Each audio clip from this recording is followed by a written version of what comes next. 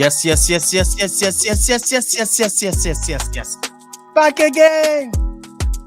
Yes, the dog in the building. No messing around this morning because some club are messing around right now. I'm talking about now it's Premier League time. The review. Yes, yes, yes, yes. Let's get in straight. So happy over the weekend. Things are falling apart in two clubs. Welcoming everybody else to this show. The Don in the building. How you all doing? How was the weekend? My weekend was fantastic. Amazing. I tell you, as a Manchester United fan, forget about it. We're in the mode. I can't always be here alone. I'm always be here. Somebody. I'm talking about the prof. Prof, what's going on? Are you ready? What's going on, bro?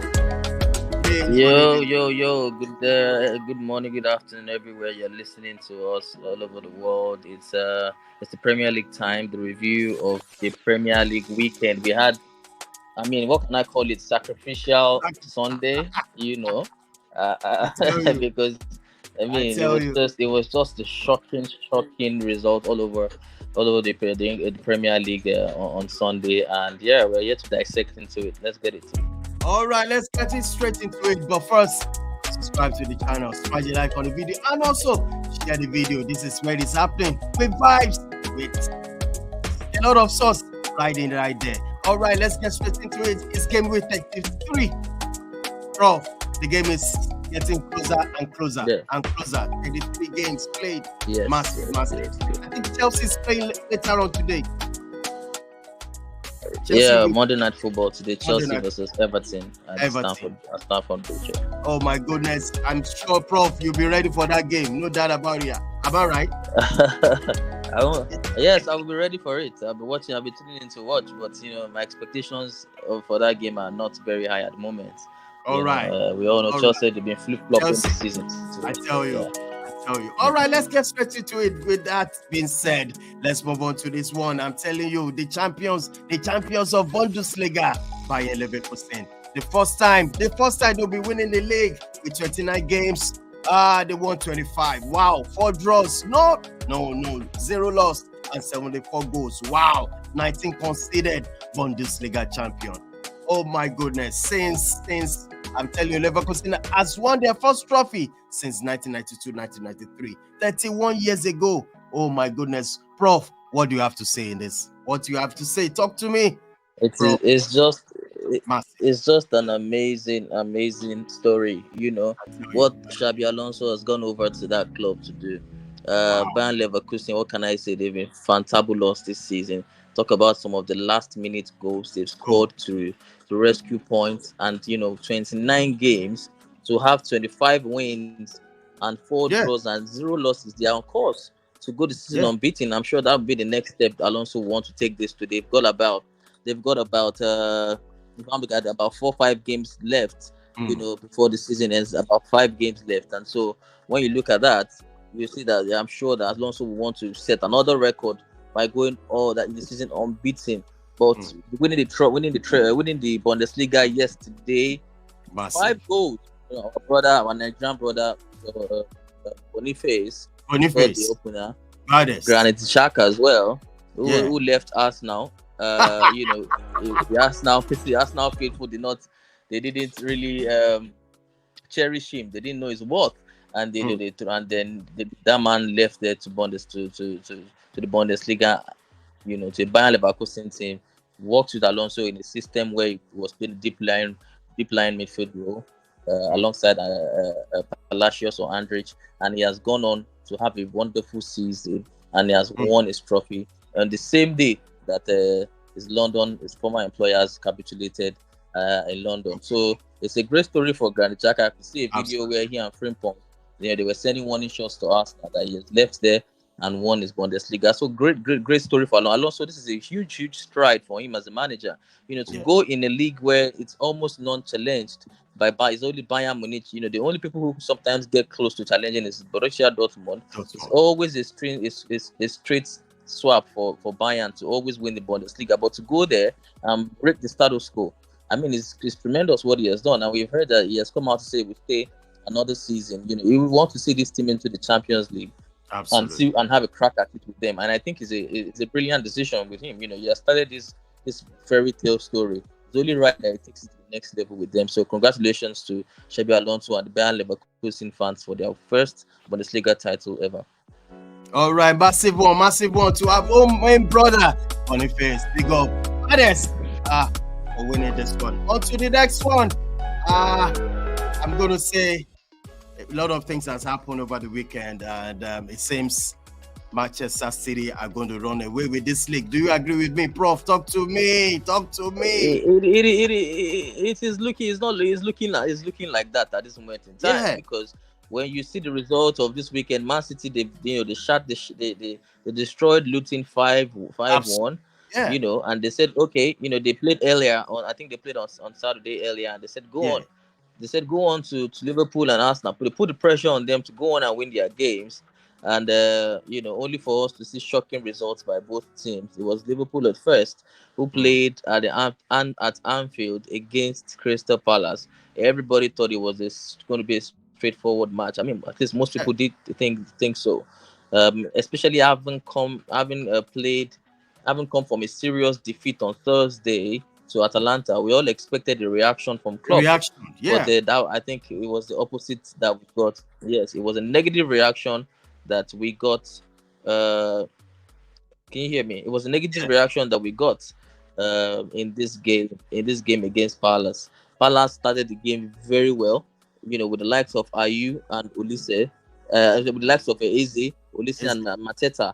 They were controlling the game at the first 15 minutes, and it was no surprise when it was a good combination on the left side with Mitchell, Eze, and Co. And Eze slotted in the winner, the opener at the 14th minute. And from there on, Liverpool tried everything. They brought in Szoboszlai, brought in Trent, Jota, Gakpo. There was no way Crystal Palace stood forth, and they defended resolutely and left Anfield with 3 points, something that doesn't happen too often, because Anfield has been a fortress. That's the first loss this season at home for Liverpool, and it has come at a very, very bad time.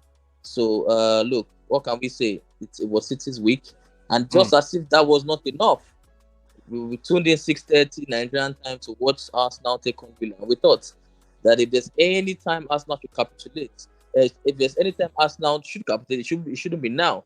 But if there was any time they should capitalize on dropped points from Liverpool, that was the right time for them to do it and cement their position at the first position. For me, it was a situation where win and sort of push Liverpool away, and then that it's between you and City because Liverpool dropped points.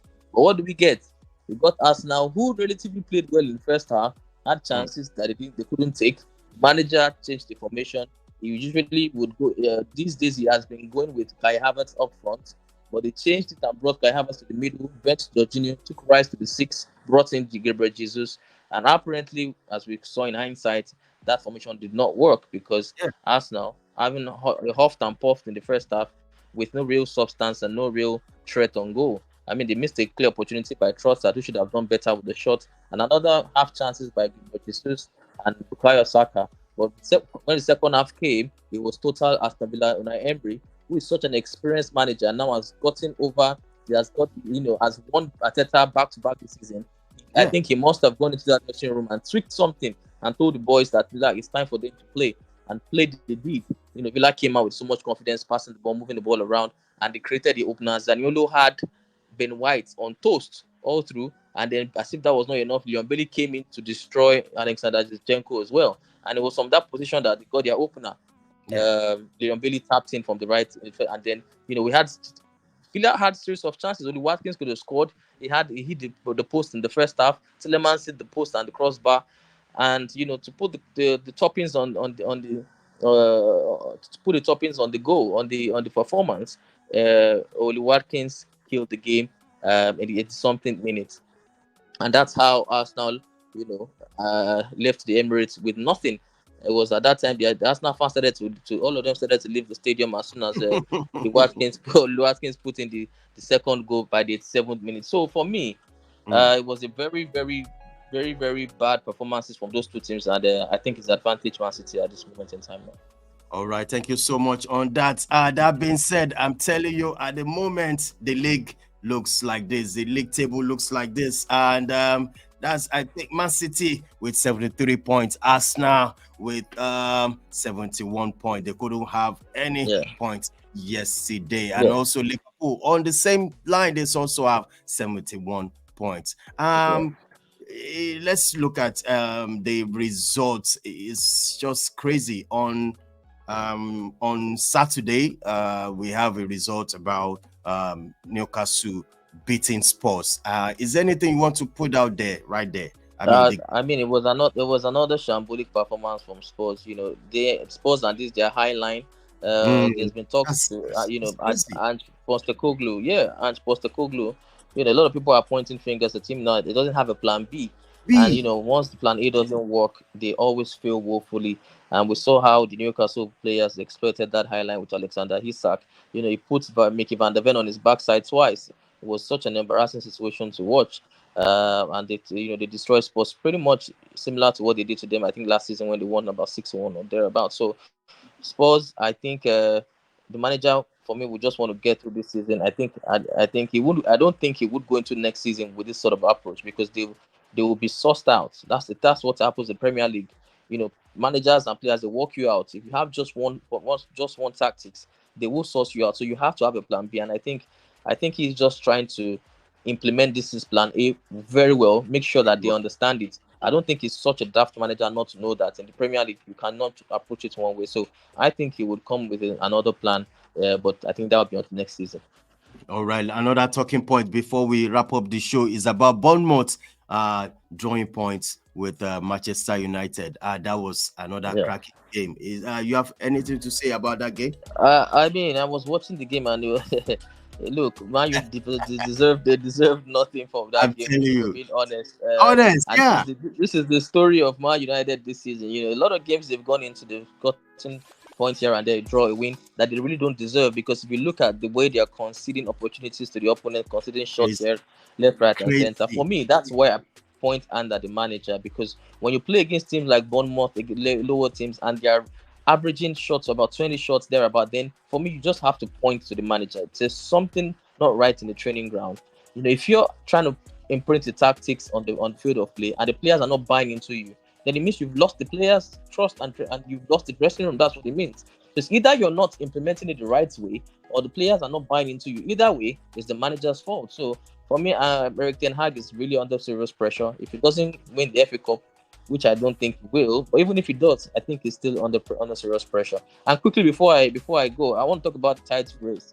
All right, please tell me. The result is out now. And look, as far as I'm concerned, it is Man City's title, because we've seen this play out over and over again. Both teams had an opportunity on Saturday. They played at home with their fans to get the win, and they didn't do it. That is something you will never see City do. I mean, we've seen it time and time. They just do not give the opponent a chance at this point time. The know-how, the technical know-how of the players and that manager especially is top notch. Is over the top, and this is why he's head and shoulders above every other manager in world football, in my opinion, because you just don't see results like that happening at this period. And we would see, in coming days. I think there are more points to be dropped from Arsenal and Liverpool. But Man City, for me, I think it'll be very, very strange if they lose any game. Maybe just a draw, but but Liverpool and Arsenal too, I suspect they will drop more points. And I think Man City will go ahead to win the fourth crazy title in a row, which is honestly madness. It's absolute madness. All right, Prof. Thank you so much for joining us on this one. Yes. Massive love, bro. Yes, love, man. Thank you.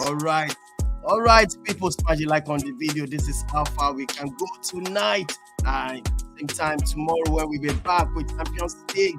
Stay tuned tonight. I'm going to tell you we're coming back for the Champions League review of the game coming up tomorrow and Wednesday. On the same time tomorrow. Be safe out there. Bye for now.